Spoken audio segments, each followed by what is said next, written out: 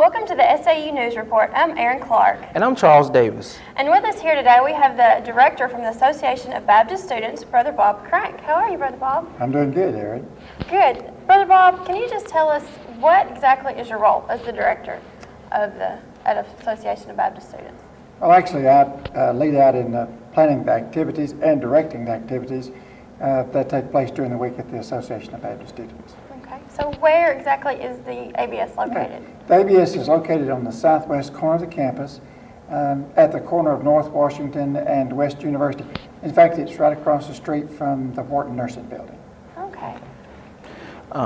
What facilities are inside the ABS for students? They're inside our main building. We have a kitchen, an equipped kitchen. The students are welcome to come and cook there, if they'd like to. We also have a TV lounge area in that main building, and then we have a multi-purpose room. It serves as a meeting room, and plus during the week we have a ping pong table there and game tables. And back in the lower part of the building, on the south end of the building, there is a room that we use for, it actually has a computer in the room, and there is a stereo. It's a kind of a lounge area, and there's a prayer closet. We took an old storage room several years ago and made a prayer closet in that room. And then on down the hallway in the south part of the building, there's a well-equipped library. Also, my assistant, Amy Covington, has her office there. And then my office is at the end of the hallway in the building. So we have a nicely equipped building. Okay. So what about, the ABS, is it just for students? Is it for faculty? Who is the ABS for? Who can go? Well, actually, we do have faculty members who come occasionally, especially when we have lunch on Wednesdays. There are some faculty members who occasionally come to lunch. And we do have faculty members either who come by invitation, sometimes for our Tuesday night meetings, if we have Dr. Rankin, and there have been others who've come and spoken to the group. And we have faculty members who come occasionally but it's actually designed for the students. It's student-led, and mostly the users of the building are students. Okay. So, do y'all also meet on Wednesday nights also? Yes, at one time, in fact, Charles, Wednesday night was our meeting time. When I was in school here in the middle 50s, the campus didn't have any scheduled activities on Wednesday night. That's the time that all the religious organizations had their meetings. In fact, when I first came to school here in 1956, there were no student centers along the southern perimeter of our campus. All of the student organizations that were religious organizations met on campus, and we had a designated area in what was then called the old library building. And after a few years, the students began to insist that they have a more versatile meeting place, and they began to build on the south part of the campus. And so that's how this whole thing evolved. And all the religious organizations, in fact, are in a row right along the south perimeter of our campus there. We kind of call it Religious Center Row there. Religious Center Row. You talked about your daughter, Amy. What does she do? What is her role at the ABS? Well, actually, Amy's just been helping me for a couple of years.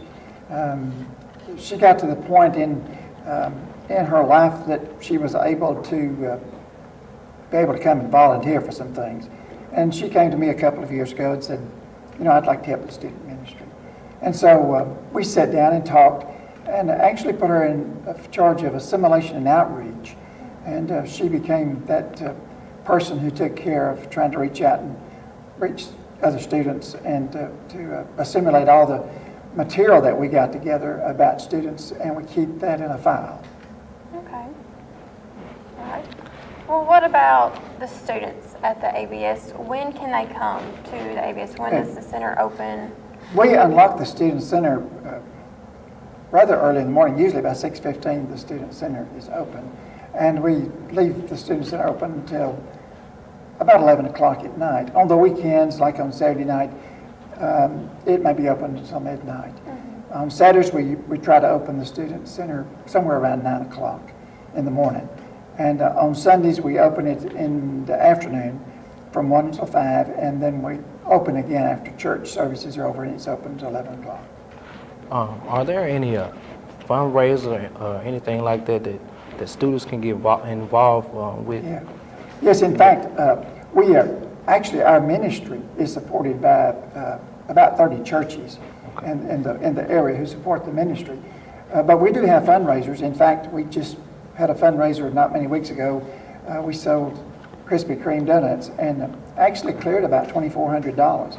Our students, since last spring, have raised somewhere in the area of about $8,000 with fundraisers. And all the students are involved in that. That helps our work fund. We're able to take trips and do other things through the fundraisers that we have above what the churches do for us. Okay. So you said that you take trips. What kind of trips do you take? Okay, we have a bus. It's a school bus, but it's in pretty good shape and it's air conditioned. And we take trips to concerts.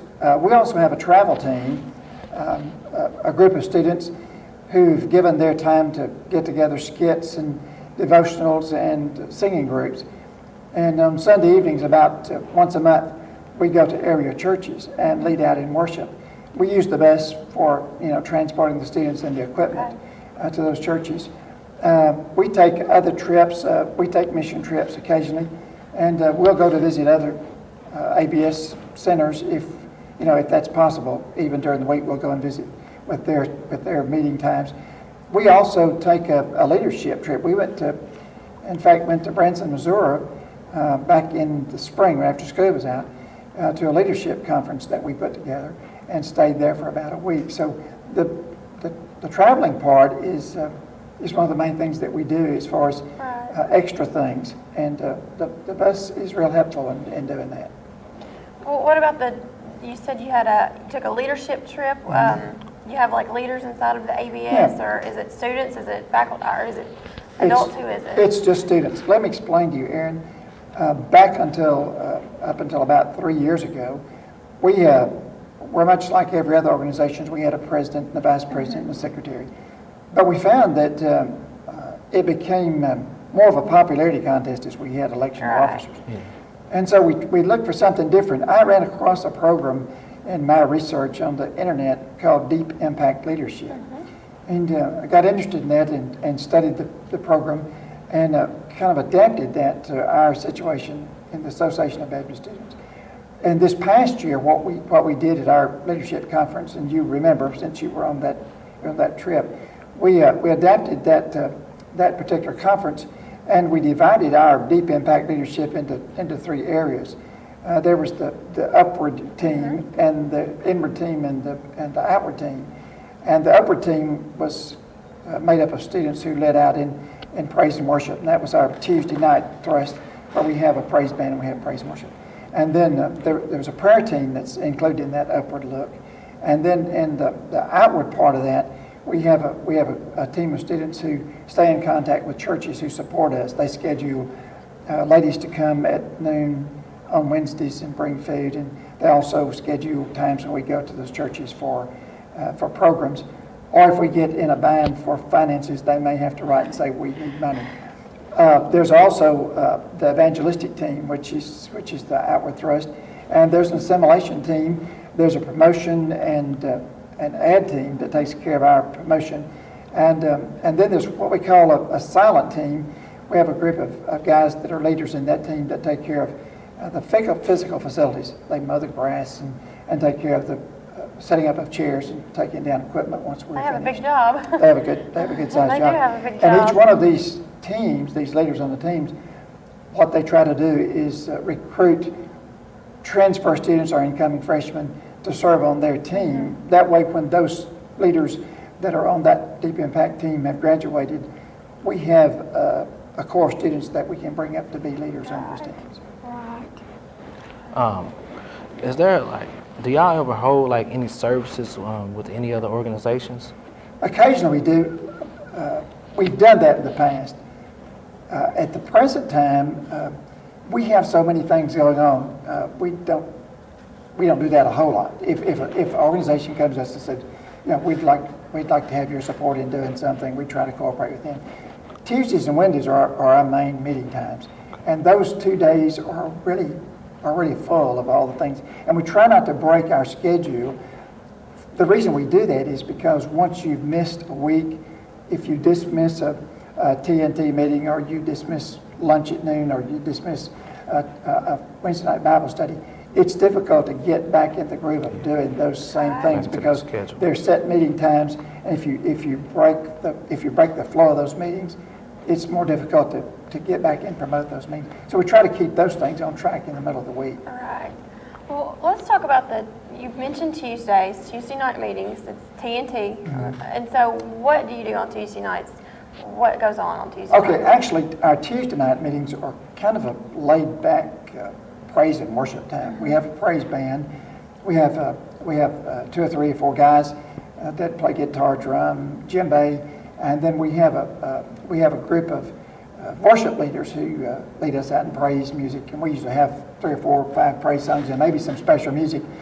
We may have a guest speaker who comes in that just does something inspirational. 3 weeks ago, in fact, we had Miss Connie Wilson and our head football coach and Dr. Rankin who came and shared with the students about how important it is for them to get involved with campus activities. Right. And was really effective. We had a good crowd of students there, and I think challenged them. And so we don't always just have singing and a message. We'll sometimes just have a guest speaker who comes in who shares something inspirational that also has some practical value to the students. So we have a variety of things. We'll have a talent time coming up here in a few weeks where our students volunteer. And last year we had a great talent time where the students, that'll be fun. Yeah, they did all kinds of things. And in fact, they did some secular music and some other things, and we had a good time with that. Well, good deal. Go ahead. So it was held at the ABS? Yes. Yeah, so it was- Yeah, all of our meetings. Several years ago, some of the students suggested that we try to move to the campus and have some of our meetings. We thought maybe we'd draw some extra people if we did that. So we did that for a semester, and actually our attendance declined during that time. And so we finally moved all of our activities back to the student center. We're pretty pressed right now for meeting space. If we have 90 or 100 students, our place is pretty packed. And the hot weather has made it difficult for us to cool the building. In fact, we've had to add a window air conditioner to try to cool the building, keep the students comfortable. But our capacity is probably about 120 students. And it's a rare occasion when we have that many people who come to a particular function unless it's something real special. But we do hold all of our meetings there. Oh, okay. So on average, how many would you say come to the meetings? Okay, and let me think, Erin. On Wednesday nights, this year we've averaged somewhere about 82 or 83 students. Wow. Now, at Wednesday noon, that crowd fluctuates because you don't have the same folks who come and eat lunch. You'll have students who'll come and they'll bring friends. That fluctuates from 60 to 80. And in our Wednesday lunch crowd, we call that PTL, prayer time at lunch. That goes from 11:30 until 1 o'clock. And what we've tried to do, we tried to have a structured program when we first started that. And actually, with people coming and going, you can't really have a structured Right. program. So what we did with one of our teams, we have a volunteer who writes a devotional, prints that out from the computer, and we put that on the tables, copies of that on the tables. And when the students come, we just ask them to take time to read the devotional, have a prayer time, and some tables do that as a group, and then they have lunch and fellowship together. And that's worked out. We have sometimes as many as 80 students who come. Wow, that's a lot. And sometimes the ladies from the churches will bring food. Sometimes we prepare food. If we can get volunteers, we like for the ladies from the churches to come. And the students do too, because they bring a variety of food, where we're usually bound with just, something. But that's been a successful part of our ministry. 80 people's a lot to feed. That's a lot to feed. It really is. It is. What about Wednesday nights? I know that the meet on Wednesday nights, isn't it the Bible study? Let me explain to you. As I said, at one point in our ministry, Wednesday nights was designated by the campus. The administration of the campus had said Wednesday nights reserved for religious organizations. Well, that ceased a long time ago because the university grew, and as it grew, there were all kinds of things that were scheduled on Wednesday nights. So we moved our Bible study, what we called it Bible study. It was called BLAST at that time, Building Lives Around Spiritual Truths. We moved that to Thursday night. We met early in the evening because we wanted to include some of our commuters, so we met at 6 o'clock. But it got to the point that it seemed as though everyone was worn out by Thursday night. Our attendance dropped. We couldn't get that back up. And after Amy came to work, after my daughter came to work with me, we sat down one day and looked at our Bible study time. And we decided that there needed to be a change. So we looked at Wednesday night, but we knew that with the churches who support us that we couldn't infringe on their Wednesday night worship time.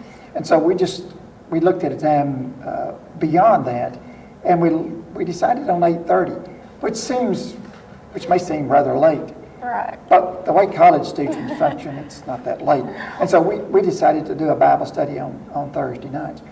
What we did to try to add some variety, we divided the men and women. And Amy takes the ladies and I take the men. And we looked for some catchy little name that we could use. And so in looking at something, we came up with the words light and might. The word light is ladies into God's holy truth, and the word might is men into God's holy truth. Right. And so we divided the men and women up. Amy meets in the major part of the building. I meet back in the library because there are more women who come to Bible study than men. And that's proved to be a wonderful, wonderful ministry. We've averaged somewhere around 65. The women far outnumber the men, but we've averaged about 65 at 8:30 on Wednesday night.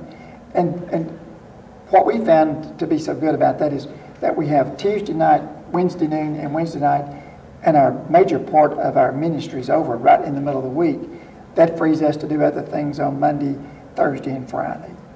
Fridays are pretty dead times because the students are getting ready to go home or the commuters go. And so we don't schedule a whole lot of things on Friday. We'll have prayer breakfast sometime at 7 o'clock on Friday morning like we did this morning. Right. And we usually have anywhere from 25 to 30 students who come at 7 o'clock for prayer breakfast. We cook breakfast and the students meet together and eat and have a little short devotional and a group prayer, and then we break into groups and they share with each other from the groups and they pray together. And that's proved to be, we do that maybe once or twice a semester. I was going to ask you how often do you once or do twice the- a semester. the- You couldn't do that breakfast? every week. The students Right. would get tired of that. Right. But we try to do that once or twice a semester. That's good. So that's great. worked out really good too. That has worked. So what about the Bible studies on Wednesday nights? Your daughter teaches the ladies Yeah. and you teach the men. So what are the themes or what are you Okay. going with this The re- semester? We'll go back to the reason that we broke this down into men and women. We decided that as university students, that the women faced issues that were uncommon to the men. We had always tried to have a Bible study together, Right. but there were issues that the women faced that the men really didn't care that much about, and the same thing was true of the men. So we decided that we'd break them down so that we could look at things that the men were interested in or issues that the women were interested in, and that way we were able to keep better attention span, because the men came back because we were discussing issues about the role that men play, not only in the church but in society, the role that they play in the home. What does it take for a man to be a good father or a good husband? And so we look at family issues. We also look at social issues, as well as trying to look at the role that the man's supposed to have in the church. At the same time, Amy's looking at issues that relate to women.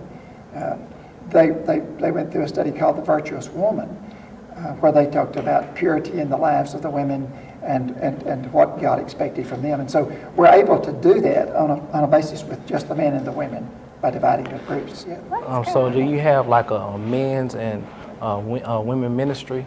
Well, like no, groups? not separate from my Bible study. The Okay. only thing that we have that separates the men and women is strictly on Wednesday night, where we have this division in our Bible studies. And I don't know that we'll always keep that division. It's worked right now and has been successful. If that proves not to be successful sometime in the future, we'll try to make some changes. I've been in the student ministry about 32 years.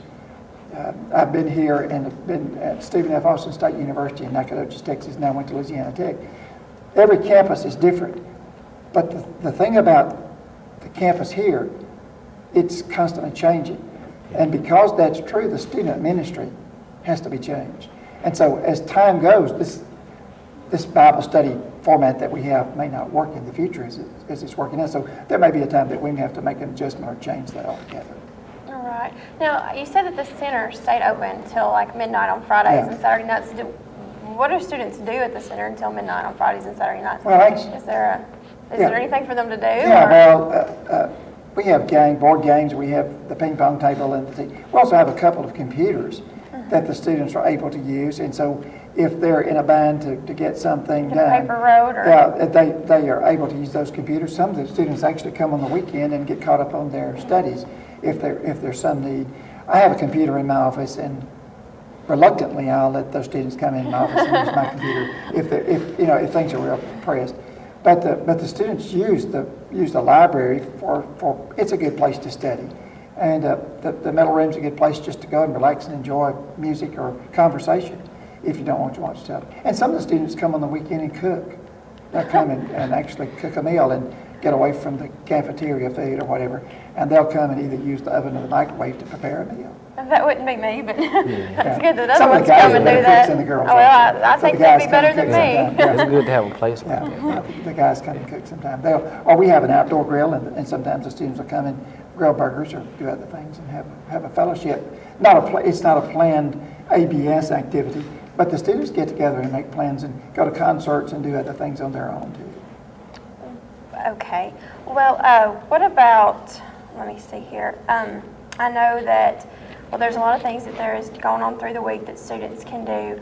And you said that there's Tuesday night meetings and there's Wednesday night lunch that you said that the ladies from churches Yeah. cook for the students? Yeah, and what we do, we have a church contact team. We have 2 or 3 women on that church contact team, and what they do, they get in contact with the churches, the ladies groups in the churches, and ask them if they'd be interested in bringing a meal to the center. And if they agree to do that, then they set them a date. They give them a couple of dates. They choose a date, and we put that on a calendar. Now, there are some ladies that don't have time because they work, don't have time to do that. Right. Some of the ladies groups send money. We have to go out and buy food, and we prepare something for the students rather than them coming. But the students like for the churches to come in because they bring a variety of things with them, so they like that better. Okay, what would you say would be the overall theme or mission of ABS? Okay, what we did several years ago, we made a mission statement, and we went back and took the first letters in Association of Baptist Students, ABS, and we made our mission statement from those first letters. The A stands for adding to the kingdom. Our thrust is to evangelize. That's the primary motive of what we do. And the B part is building disciples, where we try to teach students how to practically apply biblical principles to their lives. And so we try to build disciples. And then the third, the S part, is sending students, after they have gone through college, sending them out to find their place in the world, preferably in a local church where they can use what they've learned through the ABS to be good church members. And so we use those 3 letters for our mission statement. So that's our mission statement. Now, if there was a student that wanted to go to the ABS and they were scared to walk in the door, what would you tell them? Well, let me give you an example. Several years ago, we had a young man who came 3 times, got on the porch, but never came in because he didn't have anybody come in with him. So what we suggest to the students is if you invite someone to come, don't just say come to the ABS, tell them you're going to come with them. It is difficult to walk into a place where you've never been before in a strange environment, and I don't mean that ABS is a strange environment, but when you move from the campus to an environment like you find there, it is different. And so we try to encourage the students to bring people in the door with them because it is difficult. And so we encourage the students not just to invite folks, but to actually bring them to our meetings. Well, thank you, Brother Bob, for Thank you. coming and speaking with us today. I've enjoyed this. It's been good. Thank you. With an SAU News Report, this is Erin Clark. And I'm Charles Davis. Thank you.